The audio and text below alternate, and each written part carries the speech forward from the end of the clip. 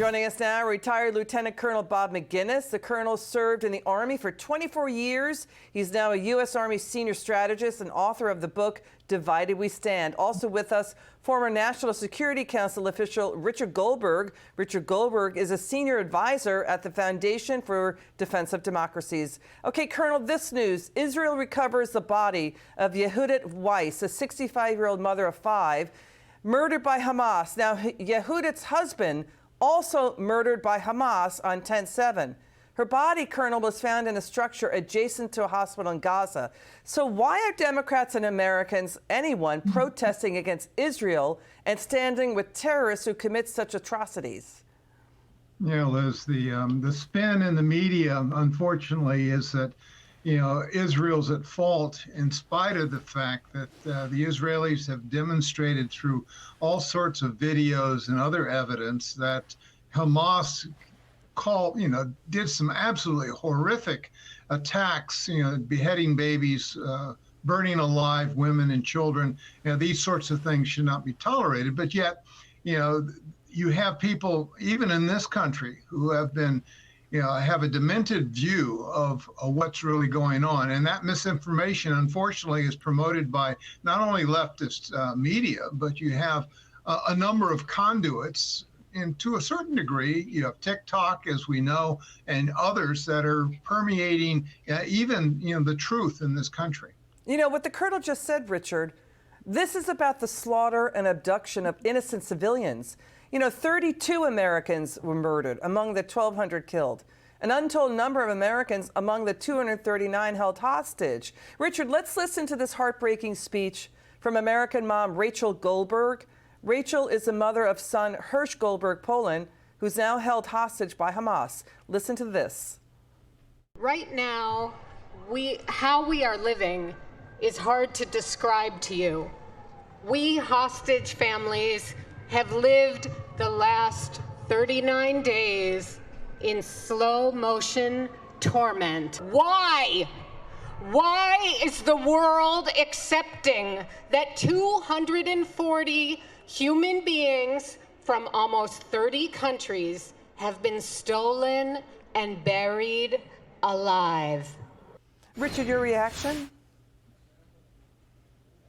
Richard. Well, it's absolutely heartbreaking what she and all the families are going through right now. But I will say, when we look out at that crowd that she was speaking to, American flags waving all across that rally this week in Washington, and you see the pictures outside the Democratic National Committee, you showed them a little earlier, trying to tear down American flags throughout this country, trying to attack U.S. members of Congress. These are terror-sponsoring thugs, and they don't represent most of Americans. We need to find out who's behind them, who's funding them, who's organizing them. Who's funding it? This was in Washington, D.C. Yeah, that's right. Richard, we're going to stay on that story later in the hour. Colonel, do you believe these reports that Hamas and Israel are talking about a release of at least 50 women and children in exchange for a 3 to 5 day ceasefire? Well, that's certainly something. I think Mr. Biden talked about that at his news conference last night, or at least he started to until Anthony Blinken kind of nodded not to. It appears as if that's in the works. Now, whether or not the people in Qatar, where all the rich Hamas leaders are going to agree to that. But the IDF should not stop this effort, unfortunately. We need to make sure that they destroy Hamas. Otherwise, as the president said last night, they're going to return and do exactly the same thing as soon as they can. The president just did say that. Richard, he also said it's a war crime that Hamas hid its military headquarters inside a hospital to use Gazan civilians and patients as human shields. I mean, the IDF says it found weapons inside a Gaza hospital, MRI X-ray room, anti-tank missiles and rockets hidden in children's strollers and under a girl's bed. Well, that's absolutely right. Hamas is committing a war crime every single day. They use people for human shields. They're using civilian locations like hospitals, like mosques, for their terror infrastructure. And under the laws of war, Israel is doing everything correctly, morally justified, working to destroy this terror infrastructure while minimizing civilian casualties. And as the colonel just said, if you force a ceasefire on Israel right now, you allow Hamas to survive this, they will rebuild, they will rearm, and you will have many October 7ths to come.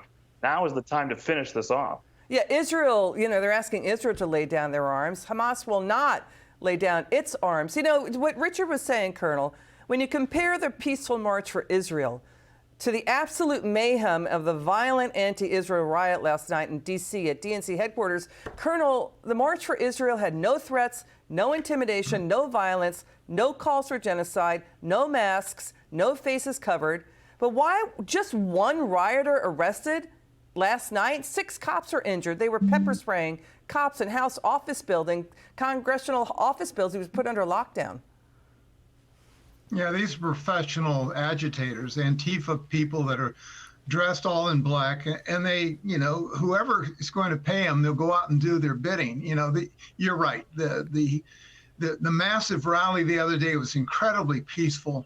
It was a testimony to what the First Amendment's all about. But it's these radicals that are paid professionals that are out there agitating and waving the Palestinian flag that are not only undermining this country, but are promoting, genocide as far as I'm concerned. Colonel Maginnis, Richard Goldberg, thank you so much for giving us your insights and helping us out tonight. We appreciate you.